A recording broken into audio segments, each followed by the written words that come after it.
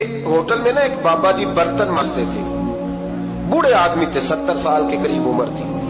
उनका एक बेटा था, एक बहू थी, एक पोता था, लेकिन वो बेचारे बेटा बीमार रहता था तो लिहाजा वो खुद मजदूरी करते।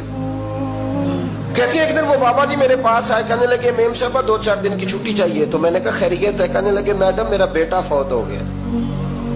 बेटा, आपको पता है बाप का जनाजा पढ़ना आसान है, बेटे का जनाजा उठाना बड़ा मुश्किल काम। कहती है मैं कुछ लिख रही थी, मेरे हाथ से कलम गिर गया। मैंने खुद गाड़ी भेजी, बाबा जी गांव चले गए जहां वो रहते थे। कहती 2-3 दिन के बाद मैं और मेरा शौहर गए तो रास्ते में हम बातें कर रहे थे कि क्या ताज़ियत करेंगे।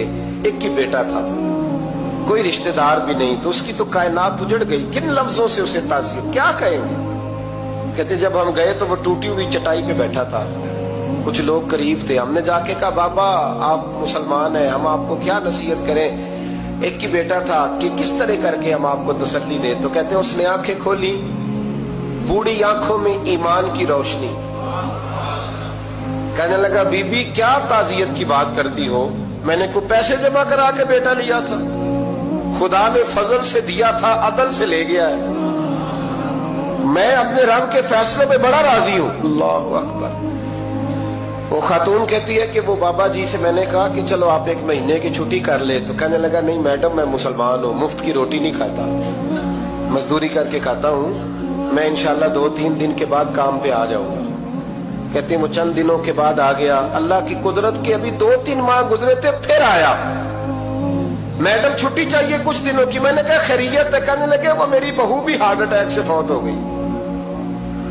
कहते अब मैं भी तड़प गई हूँ और ईसाई हो कि मेरी आंखों में आंसू आ गए। मैंने कहा घर का दरवाजा बंद हो गया, अब ये बेचारा क्या करेगा।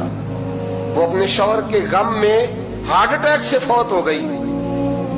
कहते हम फिर 2-3 दिन के बाद ताज़ियत के लिए गए, फिर टूटी हुई चटाई, बूढ़ा ना अपनी उंगलियों से जमीन पर कुछ बना रहा। कहते करीब गई और मैंने जाके कहा बाबा अब तो तसल्ली आपने खुद ही करनी है, जो निजाम था वो तो हो गया। तो कहते हैं फिर उसने आंखें खोली, आसमान की तरफ देखा तो कहने लगा बेटी कोई परेशानी नहीं, मेरा बेटा बगैर शादी के भी तो फौत हो ही सकता था, बस मेरे मालिक ने जब चाहा जैसे चाह हुआ। मैं इंशाल्लाह 2-4 दिन के बाद काम पे आऊंगा। ये मेरा 3-4-5 साल का पोता है, अभी स्कूल दाखिल हुआ है, मैं साथ ले आऊंगा, वहां मेरे साथ ऊपर क्वार्टर में जहां मैं रहता हूं ये भी रहेगा। कभी कभी मैं देखती छत पे खड़े होके कि दादा घोड़ा बना हुआ है और पोता सवारी कर रहा है। वो सवेरे उठता, उसको स्कूल छोड़ के आता, शाम को लेके आता, प्यार करता, मोहब्बत करता। तीसरी मंजिल पर हमने क्वार्टर दिया हुआ था, वहां दादा पोता रहते। अल्लाह तू बड़ा बेनियाज है। कहती है इकबाल एक दिन ना पोता ऊपर वाली मंजिल पे खेल रहा था, उसका पैर फिसला, वो गर्दन के बल जमीन पे गिरा। मुझे खबर हुई तो मैं दौड़ी, एम्बुलेंस मंगाई।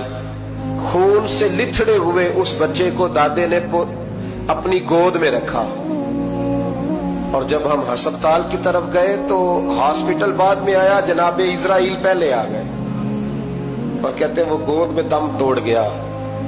फिर दादे ने उसे अपने हाथों से गुस्ल दिया, फिर उसने अपने बूढ़े हाथों से कब्र खोदी।